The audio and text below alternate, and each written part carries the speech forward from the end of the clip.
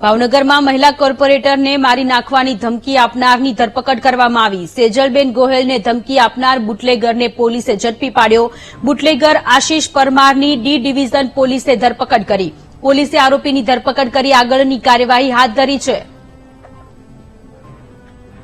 તો ભાવનગરમાં ward number 3ના corporator Sejalben કે જેમને બુટલેગરે મારી નાખવાની ધમકી આપી હતી અને આ બુટલેગરની હવે ધરપકડ કરી લેવામાં આવી છે। ભાજપના મહિલા કોર્પોરેટરને મારી નાખવાની ધમકી આપનાર બુટલેગર આશિષ પરમારની ડી ડિવિઝન પોલીસે ધરપકડ કરી છે। પોલીસે આરોપીની ધરપકડ કરીને આગળની કાર્યવાહી હાથ ધરી છે। પૂછપરછ કરવામાં આવશે બુટલેગરની।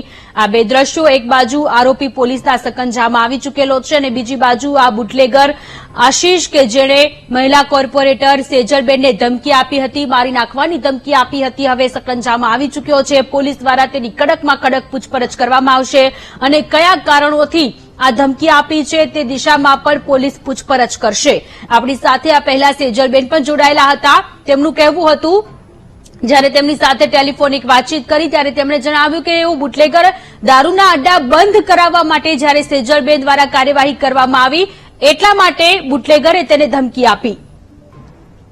સંવાદદાતા નીતિન સોની જોડાયેલા છે। નીતિન, ભાવનગરમાં મહિલા કોર્પોરેટરને મારી નાખવાની ધમકી આપનાર બુટલેગર આશિષ પરમાર કે જેની ધરપકડ કરવામાં આવી છે, વધુ વિગતો।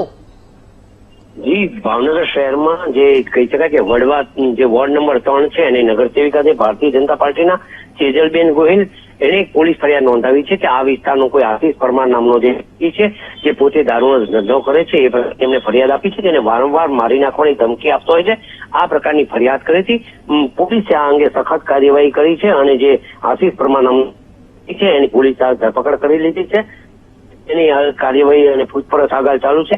બીજી બાજુ આ ઘટના છે એમાં નવો પણ આવ્યો છે કે જે આશિષ પરમાર છે એમના બેન છે એમણે કઈક ફિનાઇલ પીધું છે, એ હાલ સિવિલ હોસ્પિટલમાં દાખલ કરવામાં આવેલ છે। જી નીતિન, આભાર તમામ વિગતો માટે।